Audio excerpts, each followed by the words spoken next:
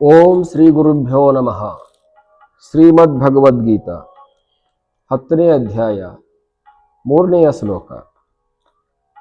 ಯೋ ಮಾಮಜಮನಾದಿಂ ಚ ವೇತ್ತಿ ಲೋಕ ಮಹೇಶ್ವರಂ ಅಸಮ್ಮೂಢಃ ಸಮರ್ಥೇಸು ಸರ್ವಪಾಪೈಃ ಪ್ರಮುಚ್ಯತೆ. ಈ ಲೋಕದಲ್ಲಿ ಯಾರು ನನ್ನನ್ನ ಜನನವಿಲ್ಲದವನೆಂದು, ಅನಾದಿಯೆಂದು, ಲೋಕಗಳ ಒಡೆಯನೆಂದು ತಿಳಿಯುತ್ತಾರೆಯೋ ಅವರು ಸರ್ವಪಾಪೈಹಿ ಪ್ರಮುಚ್ಯತೆ.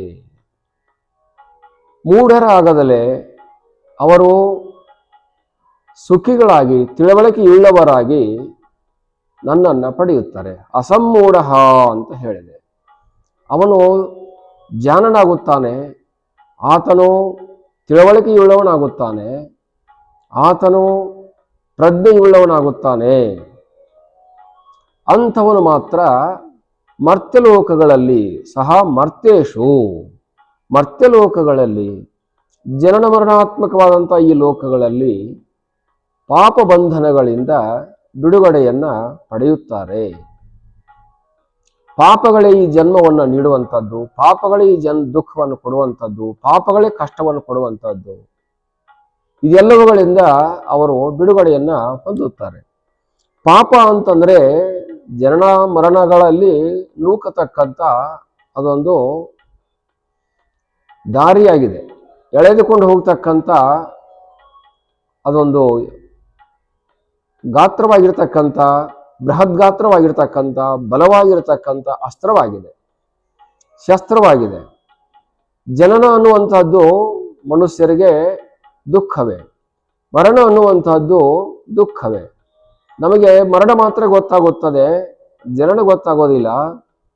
ಆದರೆ ಜನನವೂ ದುಃಖವೇ, ಮರಣವೂ ದುಃಖವೇ.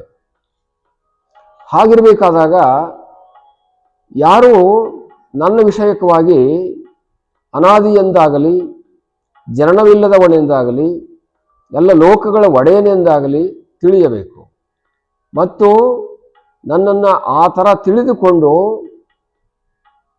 ನನ್ನಲ್ಲಿ ಅವರು ಶ್ರದ್ಧಾ ಭಕ್ತಿ ಉಳ್ಳವರಾಗಬೇಕು, ನನ್ನಲ್ಲಿ ಪ್ರೀತಿ ವಿಶ್ವಾಸ ಉಳ್ಳವರಾಗಬೇಕು, ನನ್ನಲ್ಲಿ ನಿರಂತರ ಚಿಂತನಾಪರವಾಗಿ ಮಗ್ನವಾಗಿರಬೇಕು. ಅಂಥವರನ್ನು ನಾನು ಪಾಪಬಂಧನಗಳಿಂದ ಬಿಡುಗಡೆ ಮಾಡುತ್ತೇನೆ. ಒಂದು ಪಾಪವಲ್ಲ, ಎರಡು ಪಾಪವಲ್ಲ, ಇಲ್ಲಿ ನೂರಾರು ಸಾವಿರಾರು ದೋಷಗಳು ಸೇರಿಕೊಂಡು ಇವನಿಗೆ ಬಂಧನವನ್ನ ಉಂಟು ಮಾಡುತ್ತದೆ. ಹೇಗೆ ಒಂದು ಹಗ್ಗ ಆಗಬೇಕಾದ್ರೆ ಅದಕ್ಕೆ ನೂರಾರು ಪಾಚಿಗಳು ಸೇರಿಕೊಂಡು, ನೂರಾರು ನಾರ ಕಡ್ಡಿಗಳು ಸೇರಿಕೊಂಡು ಒಂದು ಹಗ್ಗವಾಗುತ್ತದೆ. ಆ ಹಗ್ಗವು ಯಾರನ್ನಾದರೂ ಕೂಡ ಬಂಧಿಸಲು ಸಮರ್ಥವಾಗುತ್ತದೆ. ಹಾಗೆ ನಮ್ಮ ಜೀವನವನ್ನು ಬಂಧಿಸುವುದಕ್ಕೆ ಕರ್ಮಗಳು ನೂರಾರು ರೀತಿಯಾಗಿರ್ತಕ್ಕಂಥ ದೋಷಗಳನ್ನು ಹೊಂದಿವೆ. ಪಾಪದೋಷಗಳಿಂದ ಈ ಜನ್ಮ ಬಂದಿರುತ್ತದೆ. ಹಾಗಾಗಿ ಇದನ್ನು ಬಿಡುಗಡೆ ಮಾಡಿಕೊಳ್ಳುವುದಕ್ಕೆ ಭಗವಂತನ ಸ್ಮರಣೆ ಮುಖ್ಯ. ನಿಜಗೊಂಡ್ರು ಹೇಳ್ತಾರೆ, ಹಿಂದೆ ಒಂದು ಸಂದರ್ಭದಲ್ಲಿ ನಾನು ತಾಯಿ ಗರ್ಭದಳು ಇದ್ದಾಗ ಈ ರೀತಿಯಾಗಿರ್ತಕ್ಕಂಥ ದೋಷಗಳನ್ನು ಮಾಡಿದೆ. ತಾಯಿ ಗರ್ಭದಳು ನಾನಿದ್ದ ವೇಳೆಯೊಳಲ್ಲಿ ಪೇಯದತಿ ಬಾದಿಗೆ ಮನಂನೊಂದು ಪೇಸುತಿಹ ಪೇಯವನು ಪರಮತ್ತಿರುವೆನಿದಕ್ಕೆ ಆಯುಷ್ಯ ಮೀಹುವಿನೊಳಗೆ ಗುರುಸೆಂಬುಲಿಂಗವನ್ನು ಒಲಿಸಿ ಗಂಭೀರ ಸುಖದಲ್ಲಿ ಇರುತ್ತೇನೆ, ಮರೆಯದನು ಅದಕ್ಕಿನ್ನು ಉಪಾಯವೇ ಧರ್ಮ ಅನ್ನುವಂಥ ಮಾತನ್ನು ಹೇಳಿದೆ.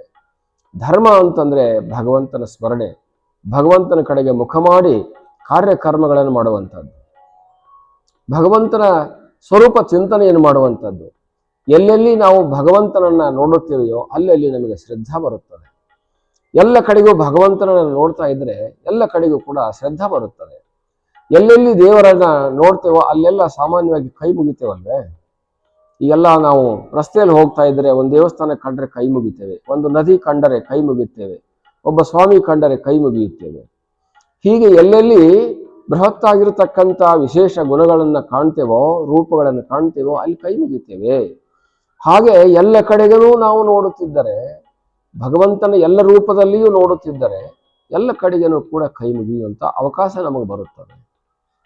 ಹಾಗಾಗಿ ಇಲ್ಲೇನು ಹೇಳಿದೆ, ನನ್ನನ್ನು ಹೊಂದಬೇಕಾದ್ರೆ, ಸರ್ವ ಪಾಪಗಳಿಂದ ಬಿಡುಗಡೆಯಾಗಬೇಕಾದ್ರೆ ಅನಾದಿ ಎಂದು, ಅಜ ಎಂದು ಮತ್ತು ಲೋಕಮಹೇಶ್ವರಂ, ಲೋಕಾನಾಂ ಈಶ್ವರ, ಲೋಕಮಹೇಶ್ವರಂ, ಲೋಕಾನಾಂ ಮಹಾ ಈಶ್ವರ, ಮಾಂಚಚಾಸೌ ಅಸೌ ಮಹೇಶ್ವರ, ಎಲ್ಲ ಲೋಕಗಳಿಗೂ ಮಹಾ ಈಶ್ವರನಾಗಿರ್ತಕ್ಕಂಥವನು ನಾನಾಗಿರೋದರಿಂದ ನನ್ನನ್ನು ಸ್ಮರಣೆ ಮಾಡುವ ಮೂಲಕವಾಗಿ ಸರ್ವ ಪಾಪಗಳಿಂದ ಬಿಡುಗಡೆಯನ್ನು ಹೊಂದುತ್ತಾರೆ ಅನ್ನುವಂಥ ಅಭಿಪ್ರಾಯವನ್ನು ಇಲ್ಲಿ ಹೇಳಲಾಗಿದೆ.